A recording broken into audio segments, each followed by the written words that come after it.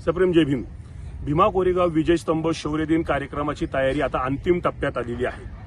आज या ठिकाणी सर्व पायाभूत सुविधा विकसित करण्याच्या संदर्भामध्ये आज पाहणी करण्यात आलेली आहे। काम अतिशय मोठ्या प्रमाणामध्ये आहे। मागच्या वर्षापेक्षा 20% वाढ सर्व नियोजकांच्या घटकांमध्ये करण्यात आलेली आहे। या वर्षीचा उत्सव हा डॉक्टर बाबासाहेब आंबेडकरांनी अभिवादन केलेल्या मानवंदना केलेल्या घटनेच्या शताब्दी वर्षाची सुरुवात करणारा उत्सव असल्यामुळे यंदाचा 208वा भीमा कोरेगाव विजय स्तंभ शौर्य दिन अभिवादन सोहळा हा अतिशय महत्त्वपूर्ण राहणार आहे।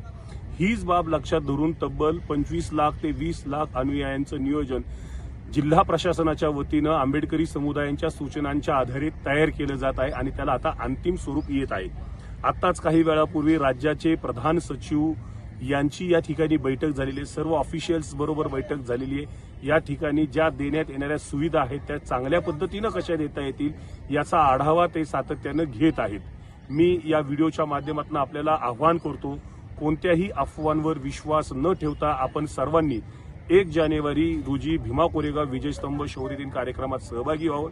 ज्येष्ठ नागरिक, महिला ज्यांना चालण्याचा त्रास होऊ शकतो, गर्दीचा ज्यांना त्रास होतो, अशा नागरिकांसाठी अनुयायांसाठी 31 डिसेंबरला देखील भीमा कोरेगाव विजय स्तंभ हा अभिवादनासाठी नेहमीप्रमाणे खुला राहणार आहे। संपूर्ण सजावटीसह खुला राहणार आहे आणि भीमा कोरेगाव विजय स्तंभ शौर्य दिन कार्यक्रमासंदर्भातील संपूर्ण तयारी, फुलांची सजावट सर्व काही जे आहे हे 31 तारखेला मध्यरात्री म्हणजे 31 तारखेला पहाटेपासूनच नागरिकांना अभिवादनासाठी उपलब्ध राहणार आहे। या ठिकाणी जिल्हा प्रशासनाच्या वतीनं फुलांपासून ते रस्त्यापर्यंतची सर्व कामं ही शासकीय खर्चातून केली जातात।